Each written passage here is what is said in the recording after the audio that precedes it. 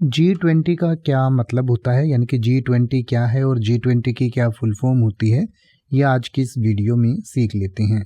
G20 जो है वो एक इंटरनेशनल फोरम है, यानी कि एक इंटरनेशनल ग्रुप आप कह सकते हैं, जिसमें 19 देश शामिल हैं और एक यूरोपियन यूनियन है। यूरोपियन यूनियन जो है वो बहुत सारे देशों का एक ग्रुप है। तो 19 देश और एक यूरोपियन यूनियन को मिलाकर 1999 में इसको बनाया गया था, यानी कि G20 को एस्टेब्लिश किया गया था। और इसका जो मुख्य उद्देश्य है वो ये है कि जो भी इंटरनेशनल लेवल पर जो भी चीज़ें हैं, जो भी इकोनॉमिक चीज़ें हैं वो सही रहें, उनके बारे में डिस्कशन हो सके, यानी कि अंतर्राष्ट्रीय स्तर पर अर्थव्यवस्था को, इकोनॉमी को या फाइनेंशियल स्टेबिलिटी को कैसे स्थिर रखा जाए, कैसे लोगों को या देशों को आपस में व्यापार करना चाहिए, आपस में कैसे वो एक दूसरे के साथ अच्छे से व्यापार कर सकते हैं, जिससे सभी देशों का इकोनॉमिकल ग्रोथ हो सके, स्टेबिलिटी हो सके।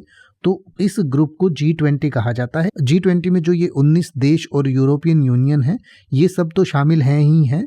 इसके अलावा भी जो बड़ी बड़ी कंपनीज हैं, उनके CEO या जो एग्जीक्यूटिव्स हैं, उनको भी इस ग्रुप में रखा जाता है, उनको भी इसके मेंबर बनाया जाता है, और जिससे इकोनॉमी को और बेहतर तरीके से समझा जा सके और जो आर्थिक विकास है देशों का या जो इकोनॉमिकल डेवलपमेंट है, इकोनॉमिकल स्टेबिलिटी है, उसको और ज़्यादा बढ़ाया जा सके, उसके लिए G20 को शुरू किया गया था। इसे 1999 में शुरू किया गया था और इसके कुछ मुख्य पॉइंट्स को हम समझ लेते हैं। सबसे पहले तो इसके मेंबर कौन कौन हैं उनको जान लेते हैं। G20 में जैसे मैंने आपको पहले बताया 19 देश शामिल हैं और कुछ देश जो यूरोपियन यूनियन के अंतर्गत आते हैं वो शामिल हैं। तो कुल मिलाकर इसमें काफ़ी देश हो जाते हैं, यानी कि यूरोपियन यूनियन के भी इसमें सारे देश जो हैं वो शामिल हो जाते हैं। जो इसमें जितने भी देश शामिल हैं उन सब की लिस्ट आपकी स्क्रीन पर आ रही है। इसमें अगर मेन कुछ देशों की बात करें तो इसमें Bharat, China, Russia, America, United Kingdom, ये Italy, Indonesia, South Korea, South Africa, ये सब देश शामिल हैं। पूरी लिस्ट आपकी स्क्रीन पर है, जिसे आप पढ़ सकते हैं और इसको और बेहतर तरीके से समझ सकते हैं। अब इसकी बात करते हैं मीटिंग्स की। इसकी मीटिंग्स जो हैं वो किसी भी एक मेंबर कंट्री में होती है और जो रोटेट होती रहती है, यानी कि कभी कोई एक देश इसको ऑर्गेनाइज करता है, फिर अगला देश, फिर अगला देश।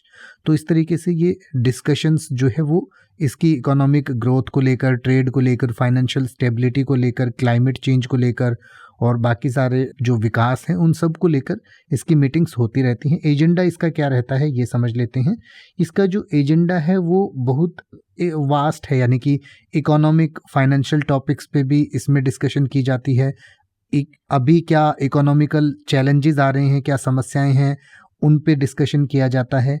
और इसके अलावा जो लॉन्ग टर्म चीज़ें हैं जो आगे चल के ग्लोबल इकोनॉमी को इफ़ेक्ट कर सकती हैं, उनको भी इसमें कवर किया जाता है। और इसके अलावा जो क्लाइमेट चेंज जैसे इश्यू हैं, जो एनवायरनमेंट से संबंधित मामले हैं, उन पर भी इसमें डिस्कशन की जाती है। अब इसके ग्लोबल इम्पैक्ट की बात कर लेते हैं। इसका ग्लोबल इम्पैक्ट काफ़ी अधिक रहता है, क्योंकि ये जो है इंटरनेशनल ट्रेड की बात करता है, दुनिया की पूरी GDP की बात इसमें होती है। तो सारी जो इकोनॉमी से जुड़ी हुई चीज़ें हैं, इसलिए इसका काफ़ी हाई इम्पैक्ट जो है वो दुनिया पर रहता है G20 का। इसके अलावा भी इसके बारे में और बहुत सारी जानकारी है जो आप अपनी स्क्रीन पर पढ़ सकते हैं या इस वीडियो की डिस्क्रिप्शन में आप पढ़ सकते हैं और इसको और बेहतर तरीके से समझ सकते हैं। अब आप ऐसे ही किसी भी वर्ड का मतलब हिंदी और इंग्लिश में YouTube पर सर्च कर सकते हैं। आपको मेरी वीडियो मिल जाएगी जिसमें आप बिना किसी फालतू बकवास के सीधा उस वर्ड का मतलब समझ पाएंगे। तो ऐसी ही वीडियोस को देखते रहने के लिए चैनल को सब्सक्राइब करें और बेल आइकन को प्रेस करें।